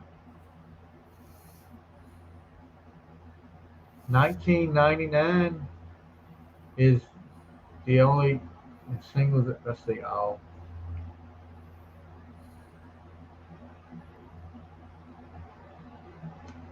she did a live album in 1999, live at McCabe's Good Guitar Shop. But other than that, it doesn't seem. So I wonder what happened with that, because that seems kind of funny that they said that was in their contract. They had to do 2 solo albums, but never saw. I'll have to look more into that. I do remember a story that I read when their book came out, how they were saying they were on tour and Eddie and Alex really wanted to get to know them. They just laughed so much because they weren't really into them. They said they were just they like back in the 70s or whatever, that like especially Eddie was really interested, and they weren't into it. And they also had you remember Kerrang magazine? I read an interview when Brigade came out. I got that magazine, and they said that they were offered Hide Your Heart, but they said, well, it was a good song, but Heart doing Hide Your Heart. That was a Holly Knight song there too. Yeah. As much as they worked with her, it's a lot better than the Ace song. Maybe that should have been one of my picks instead of Torpedo Girl. Hide Your Heart. Yeah, that would have been better than Torpedo Girl. No. Oh, Marty is doing podcasts too. Let's see what he got. Who? This Marty Colliner. He did one he hasn't done one in a few years. 2016. Well, Stevie, that is your homework assignment to get this guy on the show. It is on my list, so we'll see if he's able to do it. We're going to get him to do it. I just with Hart, I heard they had the falling out a few years ago. Yeah. Evidently things are better, but the last thing I read from Nancy or from Ann was saying, well, Nancy wants to do classic Hart. I want to still make new music, but I do foresee us doing something for our 50th. So I hope so. I mean, Nancy is out there with her version of Hart right now, and the singer is incredible. I don't know her name, but she is incredible. She can. Jericho had Nancy Wilson on a few years ago in his podcast. She just always seems so. I mean, they both do. She seems so genuine.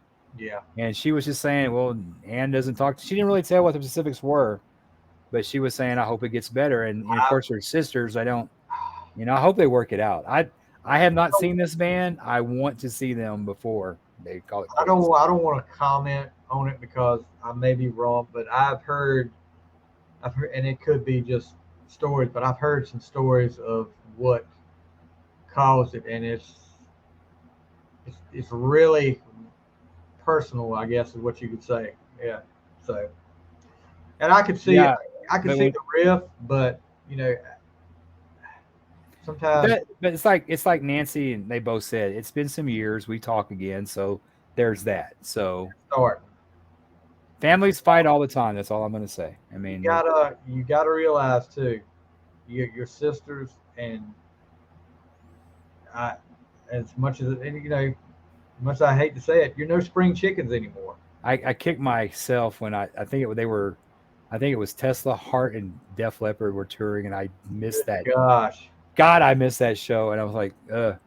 That would have been a great show to go to. Speaking of which, about another month, I'm going to go see the Mighty Tesla. Yep.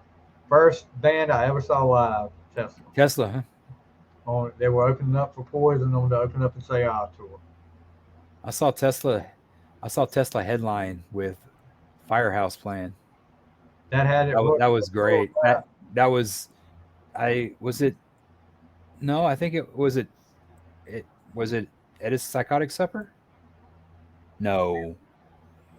I think it was a 5-man acoustical jam one. Okay, that was about the Because time. they toured on that. Because the place they played is what Kiss had played 6 months earlier. It was a good sized arena and it was sold out. So they were pretty big. Well, I'll tell you, when I saw them when they opened up for Poison, it was Love Song hadn't been released. Oh, that's way back then.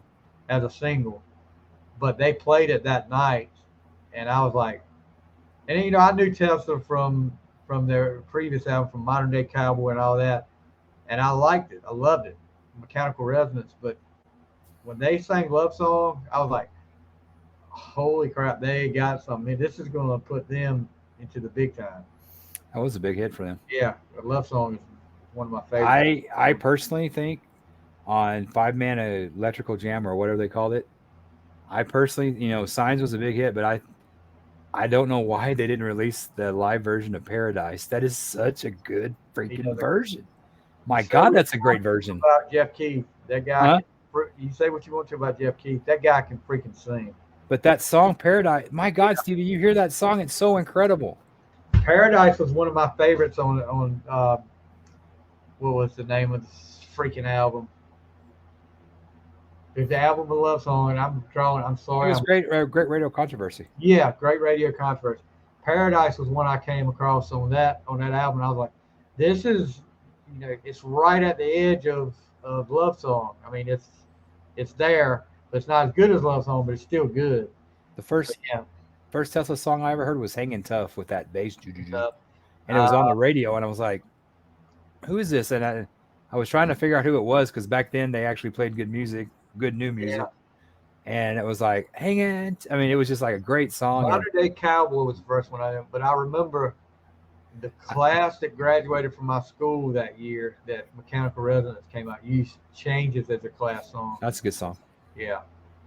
And I was like, those first two albums are, Psychotic Supper, some of when they did like some of that stuff, just is a lot about Steve Clark. Yeah. God, it was depressing. Song and Dance Man. My God, that is so depressing. But I learned a lot about Tesla from them, about the man. And I have a friend of mine I work with. He's quite a bit younger than me. He's 30 in his 30s, and he's a real hippie and likes his Tesla. And it's like, there's a rock band named Tesla. He had never heard of them. That's never heard of Tesla. But I heard that. We're getting off of the tangent about Tesla, but they were saying that Eddie Trunk said that they had to find out with Tesla the brand, and it's like, no, we're not worried about it. We're so big, we don't care. The company. So that's gonna do it for tonight. But just to bring you up to par on something we have going on, we're gonna have. It's kind of cool. Yeah, I've been wanting to get this guy on the podcast for a while, and what better way to get him on is when he's releasing his first EP coming up in first week of September. We're gonna have, this is a local guy, this local to me, because me and Worden don't live down the street from each other, but Martin Terry, who I've known Martin all his life, was surprised, really pleasantly surprised when he started performing and see how good this guy was. Martin is coming out with a new EP. It's the first week of September. Thursday, September 1st, he's having his first release party. His EP is called Not a Drill. And we're going to have Martin on to talk about that, because Martin, I'll tell you this about Martin. Like I said, pleasantly surprised when I first heard him, because Martin he's got some original songs when he performs, and he does a lot of covers. One of the songs he does a Fleetwood Mac version. He does, what's the name of it? Wait a Minute, Baby. What's the name of that song? I can't think of the name of it, but he does a really good job with that. He does some country, he does some classic rock. But what won me over with Martin was when I heard the intro to Lights by Journey come on. And I was like, my eyebrows raised, and I was like, oh, you're going to take on Steve Perry, huh? I was like, let's see if you got the pipes to handle that. And after it was over, I was like, yeah, he's got the pipes. He handled it. I do have some live video more I'm going to have to put up, but that first week of September, we'll be going live on, like we do, we'll be going live with Martin. So Sarah, yeah.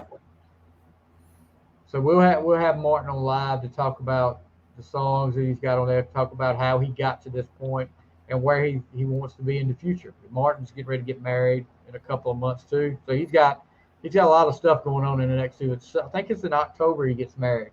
So cool. We'll be talking to Martin. So if you're a Martin Terry fan out there, I know it's got a lot of local people for me. You'll tune in, ask questions. Martin will be on to talk about his new EP. And if you're not, you will be after our show. You should be. He's really talented. This has been something that he wanted to. COVID got in the way of this being released earlier. So like everything else. Yeah, exactly. And I mean, when you see, there's a few groups around here that I go see when they play local, and he's been one of them that we've seen numerous times, and he does a great. Eric Dunlow was another one that does a great job. We've had Eric on the show before, but this is Martin's debut on here. But looking forward to that, and we've got something new cooking that we're still working on.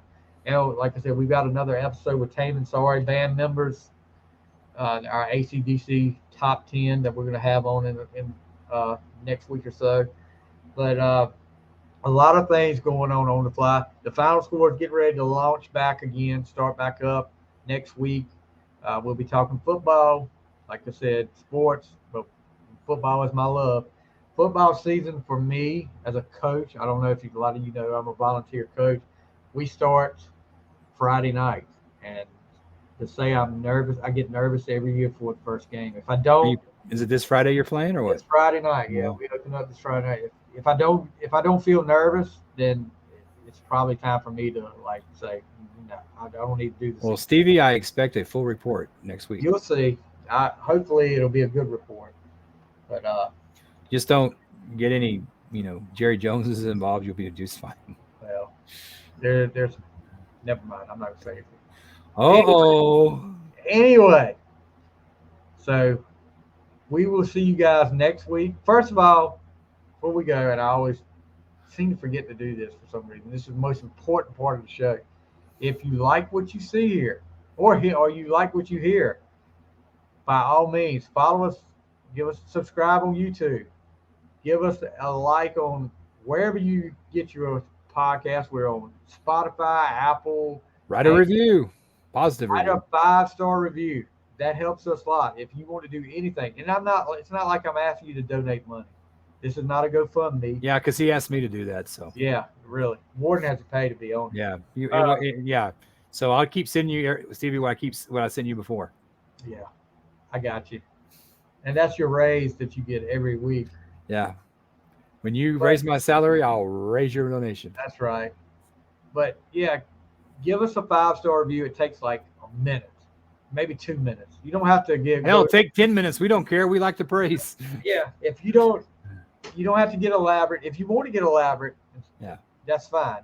But please, if you're out there, you're listening, you follow us on one of our pages, the On the Fly page, the All Things Rock, Hard Rock and Metal, or that 80s page. See, I got it right that time. Give us a follow there. If you're one of our followers on there, and we've got several on there, please go to the podcast and subscribe or give us a good review. It helps us helps gets the word out and more people see it. And we interact a lot on there. We're on there a lot. Yeah. Like we're on all 3 pages. Send us a message if you want to ask something or you got an idea or you think what we should talk about. Send us a message.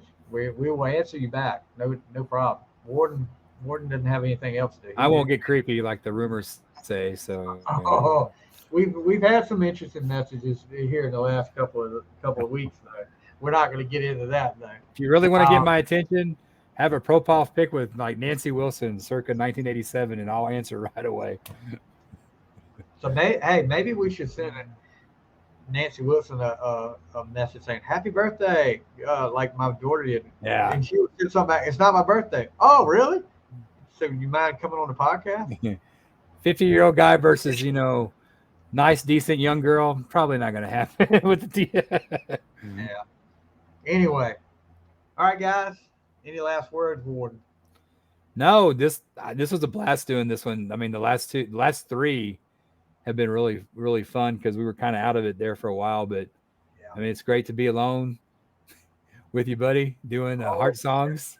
Sorry, that sounded kind of creepy. No, but I mean, it's fun doing those with others, man. But Stevie, I mean, it's fun doing it. Yeah, the heart and soul right here, us too.